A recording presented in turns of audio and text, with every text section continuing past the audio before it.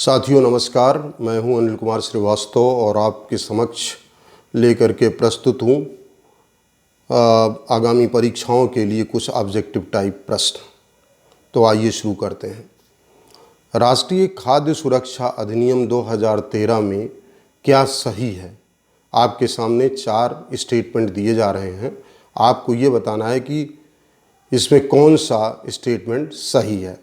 पहला, इसके अंतर्गत 75% शहरी आबादी एवं 66% ग्रामीण आबादी आच्छादित होने का मंशा है।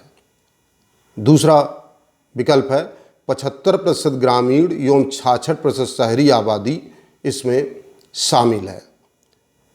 और राष्ट्रीय खाद्य सुरक्षा के तीसरा विकल्प है 75% ग्रामीण आबादी एवं 50% शहरी आबादी इसके अंतर्गत आच्छादित है।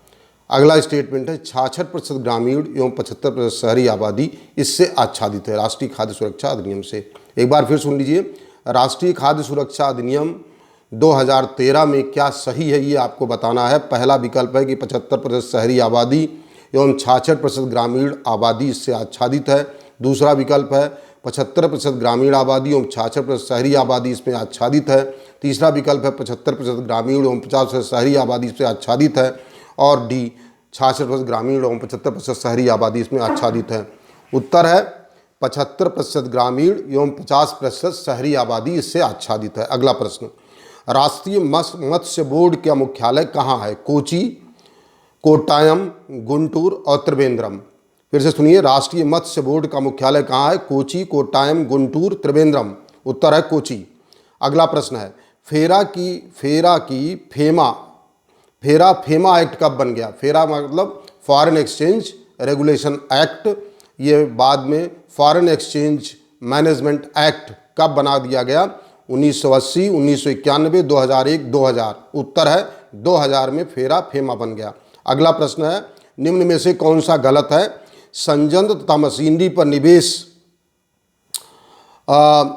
25 लाख से कम हो तो वो सूक्ष्म उद्योग होगा। संयंत्र तथा मशीनरी पर निवेश 25 लाख से कम हो तो सूक्ष्म उद्योग होगा। अगला प्रश्न, अगला है विकल्प, संयंत्र तथा मशीनरी पर 10 करोड़ से अधिक ना हो तो वो मध्यम उद्योग होगा। संयंत्र या मशीनरी पर 25 लाख से अधिक ना हो तो वह सूक्ष्म उद्योग होगा। संयंत्र तथा मशीनरी पर 25 लाख से 5 करोड़ रुपए होने पर लघु उद्योग होगा। कौन सा गलत है आपको बताना है। उत्तर है इसमें संयंत्र तथा मशीनरी पर निवेश 25 लाख से कम हो तो सूक्ष्म उद्योग माना जाएगा, ये कम है। इसका उत्तर ये होना चाहिए कि 25 लाख से अधिक ना हो, ये प्रश्न है, ये उत्तर होगा। अगला प्रश्न की विचार कीजिए, कौन सा विकल्प सही है? निवेश और वार्षिक टर्नओवर 1 करोड़ से 10 करोड़ अगर किसी भी उद्योग में है तो वो सूक्ष्म उद्योग कहा जाएगा। अगला है, निवेश और वार्षिक टर्नओवर क्रमशः 10 करोड़ तथा कारोबार 50 करोड़ तक हो तो अलग उद्योग कहा जाएगा। निवेश 5 करोड़ तक और वार्षिक टर्नओवर 1 करोड़ हो तो सूक्ष्म उद्योग होगा। अगला विकल्प है, निवेश 250 करोड़ तथा वार्षिक कारोबार 50 करोड़ से कम ना हो तो वह मध्यम उद्योग होगी। कितने सही हैं आपको ये बताना है। विकल्प है 1 सही है, 2 सही है, 3 सही है या कोई सही नहीं है। उत्तर है इसमें भी कोई भी सही नहीं है। अगला प्रश्न है, भारतीय लघु उद्योग विकास बैंक सिडबी की स्थापना कब हुई है? भारतीय लघु उद्योग विकास बैंक ये जो है फर्मों को और जो बड़ी बड़ी कंपनियां हैं उनको कंट्रोलिंग का काम करता है, नियामक बोर्ड है। और इसकी स्थापना कब हुई थी आपको बताना है। सिडबी की स्थापना कब हुई थी? भारतीय लघु उद्योग विकास बैंक की स्थापना कब हुई थी? 1986, 1988, 1990, 1991। उत्तर है 1990।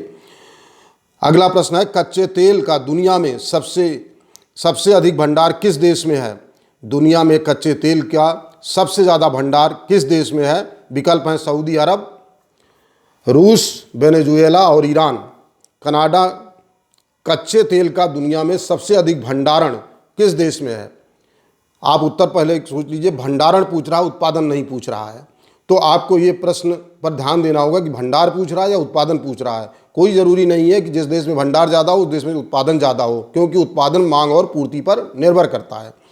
तो आपको यहाँ पे बनाना है कच्चे तेल का दुनिया में सबसे अधिक भंडार किस देश में है? सऊदी अरब, रूस, वेनेजुएला और ईरान। उत्तर है वेनेजुएला। सबसे अधिक प्राकृतिक गैस का भंडार किस देश में है? अमेरिका, सऊदी अरब, रूस, यूक्रेन। सबसे अधिक प्राकृतिक गैस का भंडार किस देश में है? अमेरिका, सऊदी अरब, रूस और यूक्रेन। उत्तर है रूस। तो आप ये समझ लीजिए कि आप जब भी आपको उत्तर देना है तो आपको समझना है भंडारण एक अलग चीज़ है और दूसरा है उत्पादन अलग चीज़ है, क्योंकि उत्पादन मांग और पूर्ति पर निर्भर करता है, मूल्यों पर निर्भर करता है। कभी वो देश उसको हटा सकता है, कभी वो बढ़ा सकता है। अगला प्रश्न है प्राकृतिक गैस का सर्वाधिक उत्पादक देश कौन सा है? अमेरिका, रूस, यूक्रेन, सऊदी अरब। अब इसमें उत्पादक पूछ रहा है, ना कि इसमें भंडार पूछ रहा है, इसलिए आपको इसमें उत्पादन देखना होगा। अमेरिका, रूस, यूक्रेन, सऊदी अरब।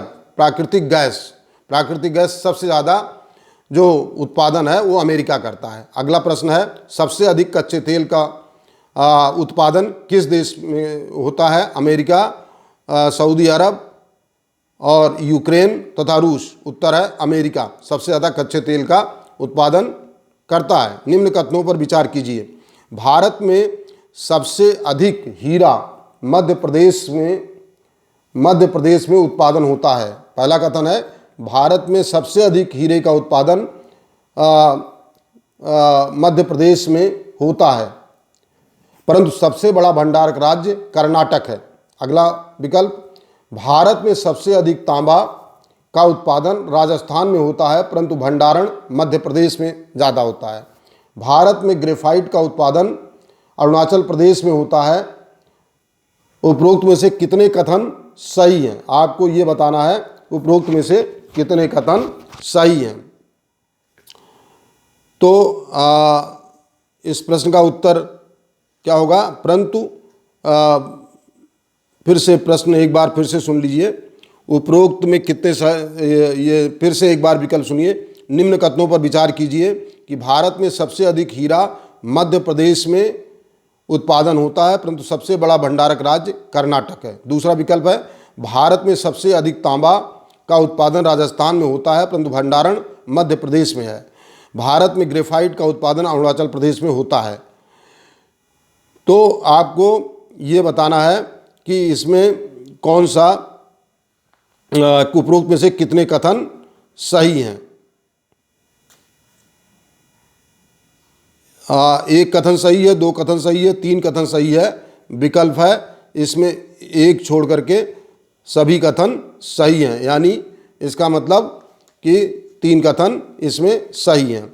जीएसटी भारत में कब से लागू हुआ? अब देखिए जीएसटी आप जैसा कि जानते हैं इसका पूरा नाम क्या है?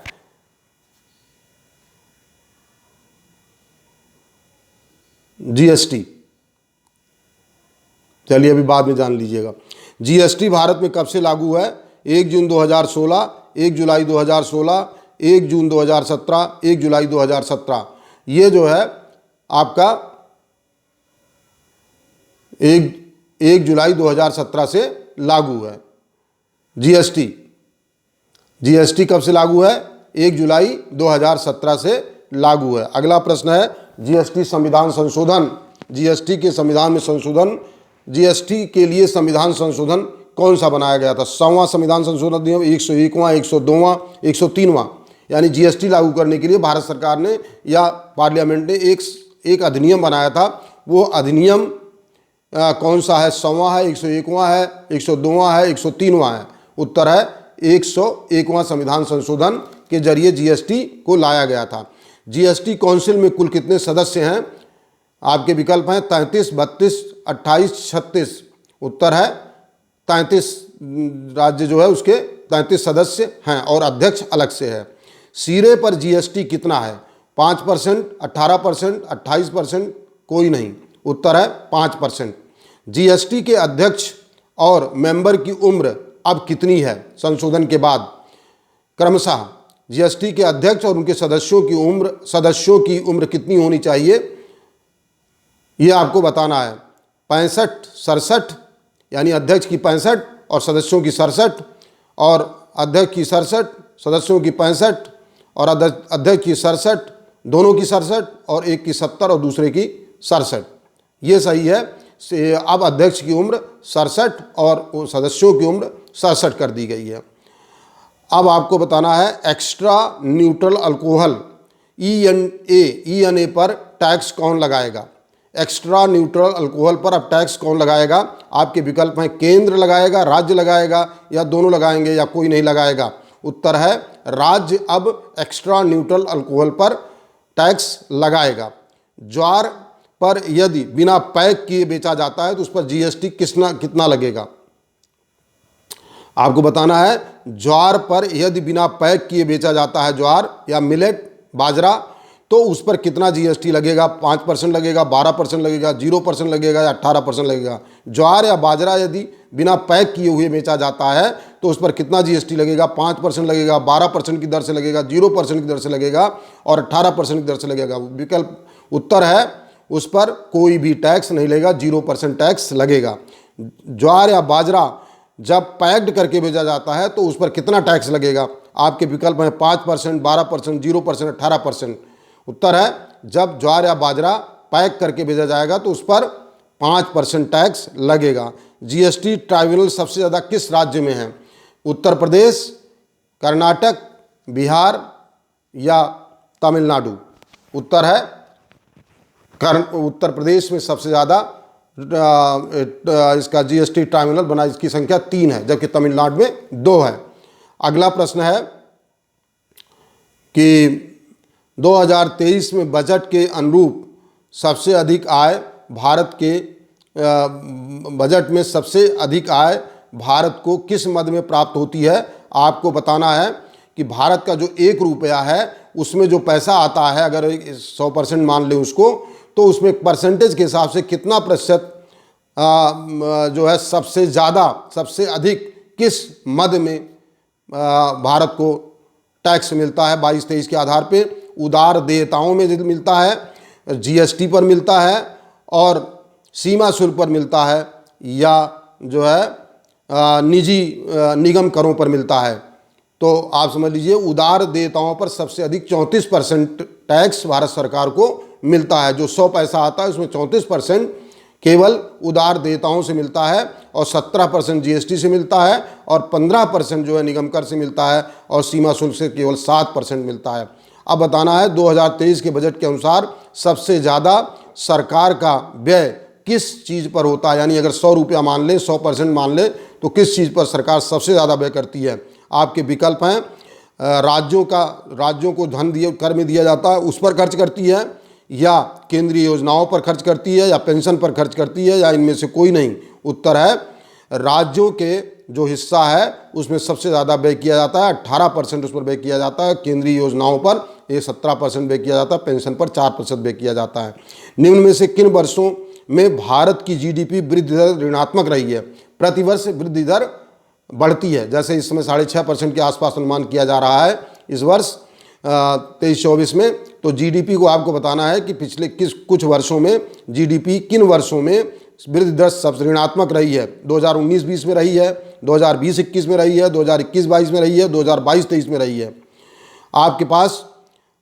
तो आप ये समझ लीजिए जब कोरोना महामारी चल रही थी उस समय विकास काफ़ी गति धीमी हो गई थी, और 2020-21 में -6.6% की माइनस की ग्रोथ रेट हुई थी, और 2019-20 में 3.7% की वृद्धि हुई थी, 2021-22 में 8.7% की, और 2023 में 7.1% की वृद्धि हुई थी। राज्यों में करों 15वें वित्त आयोग के अंतर्गत राज्य जो वित्त आयोग पैसा राज्यों को देता है कि उसमें कुछ वो नॉर्म अपनाता है, कुछ में तरीके अपनाता है, किस आधार पे वो जनसंख्या, वो किस आधार पे किस राज्य को कितना धन देगा। उस नॉर्म में आपको ये बताना है कि सबसे ज़्यादा किस नॉर्म पे पैसा दिया जाता है। जनसंख्या के आधार पे दिया जाता है, क्षेत्रफल के आधार पे दिया जाता है राज्य में पारिस्थितिकी और वन के आधार पे दिया जाता है, राज्य में आय का अंतर सामान्य राज्यों से कितना उसके आधार पे दिया जाता है, और राज्य ने कर कलेक्ट करने में कितना अच्छा प्रयास किया उसके आधार पे दिया जाता है, या जनआंकिकीय यानी कि वहाँ पे जन्म और मृत्यु के आंकड़ों में या हेल्थ केयर के क्षेत्र में कितनी वृद्धि हुई है, कितना अच्छा काम हुआ है, उस पर दिया जाता है। तो फिर से प्रश्न सुन लें कि राज्य में करों के लिए 15वें वित्त आयोग का जब वो में जो पैसा केंद्र सरकार राज्यों को देती है विकास के लिए, उसमें कौन से नार पे सबसे ज़्यादा पैसा देती है, आपको ये बताना है। आपके विकल्प हैं जनसंख्या पर के आधार पर सबसे ज़्यादा देती है, या कि क्षेत्रफल के आधार पर ज़्यादा देती है राज्य के, या राज्य में वनों की संख्या के आधार पर सबसे ज़्यादा देती है, या जो आय का अंतर है जो बीच में राज्य है उससे सबसे ज़्यादा दूरी पर कौन राज्य है उसके आधार पर देती है, या सबसे ज़्यादा कर प्रयास यानी कर इकट्ठा करने का काम किस राज्य ने सबसे ज़्यादा किया उस पर देती है, या फिर जो वहाँ पर हेल्थ केयर है जनांकिकी आंकड़े हैं यानी कि जन्म दर, मृत्यु दर या अन्य इस तरह के जो आंकड़े हैं जनांकिकी आंकड़े हैं, डेमोग्राफिक आंकड़े हैं, उनके आधार पर सबसे ज़्यादा देती है। उत्तर है कि सबसे ज़्यादा आय के अंतर के आधार पर देती है। आय के अंतर पर क्यों देती है? क्योंकि जो बीच में राज्य है वहाँ से उसकी दूरी देखी जाती है कि वो कितना अविकसित है। अगर वो राज्य सबसे ज़्यादा अविकसित है और सबसे ज़्यादा दूरी पर है तो उस आधार पर सबसे ज़्यादा पैसा दिया जाता है। कुल 100% अगर मान लें तो 15% पैसा जनसंख्या के आधार पर दिया जाता है, 15% पैसा जो है क्षेत्रफल के आधार पे और 10% वनों के आधार पे दिया जाता है, और आय के अंतर के आधार पे 45% दिया जाता है, और कर प्रयास के आधार पे 2.5%, और जनांकिकी जो आपने हेल्थ केयर में आपने जो वहाँ से सुधार किया है उसके आधार पे आपको 12.5% धनराशि मिलती है। अब आइए अगला प्रश्न देखते हैं। जीएसटी काउंसिल में निर्णय किस प्रकार के बहुमत से होता है? उपस्थित सदस्यों के साधारण बहुमत से, कुल सदस्यों के 1/2 से, और उपस्थित सदस्यों के 2/3 से, या उपस्थित सदस्यों के 3/4 से। तो जीएसटी काउंसिल में कोई भी निर्णय होता है तो वो 3/4 का उपस्थित सदस्यों के 3/4 के बहुमत से होता है। आगे चलते हैं। 15वें वित्त आयोग के अनुसार सबसे कम राजस्व किस राज्य को दिया गया है? सबसे कम जो केंद्र सरकार पैसा विकास के लिए राज्यों को देती है उसमें सबसे कम किस राज्य को 15वें वित्त आयोग के अंतर्गत दिया गया? आपके विकल्प हैं गोवा, सिक्किम, नागालैंड, मिजोरम। तो सबसे कम पैसा जो है वो गोवा को दिया गया है। वो कुल धनराशि का 0.386% दिया गया है, और सिक्किम में 0.388% है, नागालैंड में 0.569 और मिजोरम में 0.5। अब आपको गरीबी के रेखा के बारे में कुछ बात करते हैं कि गरीबी रेखा से संबंधित समितियां हैं वो कब गठित हुई थी। वाई के अलग समिति का गठन 1977 में हुआ था और उसकी रिपोर्ट 1979 में आई थी, और उसने इस आधार पर फैसला दिया था गरीबी का आधार क्या होगा। उसने कैलोरी माना था, क्योंकि ग्रामीण क्षेत्र में ज़्यादा कैलोरी की आवश्यकता होती है, वहाँ लोग मेहनती होते हैं। 2400 कैलोरी ग्रामीण क्षेत्र के लिए माना था प्रतिदिन उनको मिलना चाहिए, और 2100 कैलोरी इसके लिए शहरी ग्रामीणों के लिए माना था। वाई के अलग समिति का गठन 1977 में हुआ था और उसकी रिपोर्ट 1979 में आई। अगला लकड़वाला समिति का गठन 1989 में गरीबी को मापने के लिए हुआ था, और इसकी रिपोर्ट 1993 में आई, और इसमें श्रमिक उपभोक्ता मूल्य और औद्योगिक श्रमिक उपभोक्ता मूल्य के आधार पर निर्धारण किया गया कि जो उसमें कंज्यूमर प्राइस इंडेक्स नंबर होगा वो एग्रीकल्चर लेबर का होगा या इंडस्ट्रियल लेबर का होगा, उसके आधार पर गरीबी रेखा तय की जाएगी। अगली समिति जो गरीबी रेखा को हटाने के लिए की गई थी उसका नाम है सुरेश तेंदुलकर समिति। सुरेश तेंदुलकर समिति 2005 में गठित की गई थी, उसकी रिपोर्ट 2009 में आई, और इस रिपोर्ट में पर कैपिटा पर डे के हिसाब से व्यय को कहा गया कि अगर वो 816 रुपये मासिक व्यय करता है तो वो शहर में अगर 816 रुपये प्रति व्यक्ति मासिक व्यय होता है तो उसको गरीब नहीं माना जाएगा, 816 से नीचे होना चाहिए। और इसी प्रकार से ग्रामीण क्षेत्र में ये कहा गया कि 1000 रुपये अगर वो जो है व्यय करता है मासिक तो उसको फिर गरीब नहीं माना जाएगा, उससे नीचे वालों को गरीब माना जाएगा। और इसी प्रकार से अगली जो समिति थी वो सी रंगराजन समिति गठित हुई, जो 2012 में गठित हुई। 2014 में उसकी रिपोर्ट आई, और उस रिपोर्ट में कहा गया कि जो मासिक व्यय है अगर प्रति व्यक्ति 972 रुपये शहर में और 1407 रुपये ग्रामीण क्षेत्र में हुई, और अगर इससे कम है तो उसको गरीब माना जाएगा। इसी प्रकार से अरविंद पनगड़िया समिति 2015 में आई थी और उसने भी इसके बारे में दिया था। आइए अगला प्रश्न शुरू करते हैं। ग्लोबल जेंडर इंडेक्स गैप 2023 जारी हो गया है, यानी ग्लोबल जेंडर इंडेक्स गैप जो है वो जारी कर दिया गया 2023 के लिए। इसमें आपको ये बताना है कि भारत की रैंकिंग कितनी है, 135, 134, 130, 127। उत्तर है भारत की रैंकिंग इसमें 127 पर है। सबसे नीचे इसमें कौन सा देश है? सबसे नीचे इसमें अफगानिस्तान है। 146 देश का कुल गणना हुई है और 146 देशों में 2023 की जो ग्लोबल जेंडर गैप रिपोर्ट है ये 127 है। इसका मतलब भी महिलाओं और पुरुषों में भारत में अभी काफ़ी अंतर है, दोनों की समानता में। अगला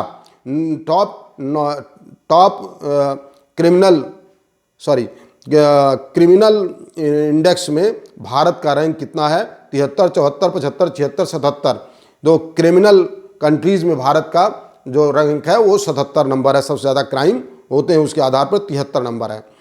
और United Nations sustainable development goal यानी सतत आर्थिक विकास का जो सूचकांक है उसके सॉल्यूशन में, उसके हल में कितना भारत का रैंक है, जो रिपोर्ट अभी जारी की गई है इसमें 166 देश हैं और इसमें भारत का रैंक कितना है आपको बताना है। 110, 111, 112, 113। भारत का नंबर इसमें 166 में 112 है, यानी कि जो 17 लक्ष्य निर्धारित किए गए सतत विकास लक्ष्य उसमें भारत ने अच्छी परफॉर्मेंस की और 112 पर भारत स्थित है।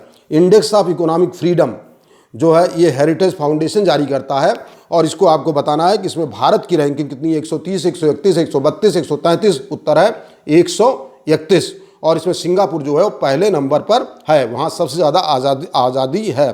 ग्लोबल पीस, दुनिया में सबसे ज़्यादा पीस कहाँ पे है? ग्लोबल पीस इंडेक्स 2023 जारी कर दिया गया है, जो IEP ऑस्ट्रेलियन एसोसिएशन द्वारा जारी होता है। इसमें आपको बताना है कि भारत का नंबर क्या है। 125, 126, 127, 128। इसमें भारत का नंबर 126 है। ग्लोबल लिवलीहुड इंडेक्स, लिवलीहुड का मतलब होता है कि आपकी जीविका कैसे चलती है, आपके शहर कैसे हैं। इसमें सिटीज़ का नाम होता है, तो कौन सी सिटी सबसे अच्छा रहने के लिए है, जहाँ पे सस्ता है, हर चीज़ ठीक ठाक है, यानी ना क्राइम है और आराम से आप रह सकते हैं। तो इसमें न्यू दिल्ली को 141 नंबर मिला हुआ है पूरी दुनिया के राज्यों में, और मुंबई को 141 मुंबई को भी है, चेन्नई को 144 और बेंगलुरु को 148 रैंक मिला हुआ है। अब आपको ये बताना है कि विश्व में जो अभी रैंकिंग QS रैंकिंग होती है, विश्व के जो संस्थान हैं, जो यूनिवर्सिटीज़ हैं, बड़े बड़े यूनिवर्सिटी हैं, बड़े बड़े संस्थान है, IIM है, IIT है, इनका संस्थान, तो भारत में 200 दुनिया के 200 संस्थानों में कितने संस्थान भारत के शामिल हैं? आपके पास विकल्प है 1, 2 या 3 या 4। उत्तर है केवल 2 संस्थान 200 विश्व के संस्थानों में भारत में शामिल हो पाए हैं, और वो कौन है? IIT बॉम्बे और IIT दिल्ली। और कौन सा देश शराब पर स्वास्थ्य चेतावनी जारी करने वाला दुनिया का पहला देश बन गया है? कौन सा देश शराब पर स्वास्थ्य के संबंध में जारी करने वाला पहला देश बन गया है? आपके विकल्प में आइसलैंड, नॉर्वे, आयरलैंड और मिस्र। उत्तर है इसमें आयरलैंड जो है वो पहले स्थान, सबसे पहले दुनिया का पहला देश हो गया जिसने ये उस पर लिख दिया है शराब पर कि ये स्वास्थ्य के लिए हानिकारक है।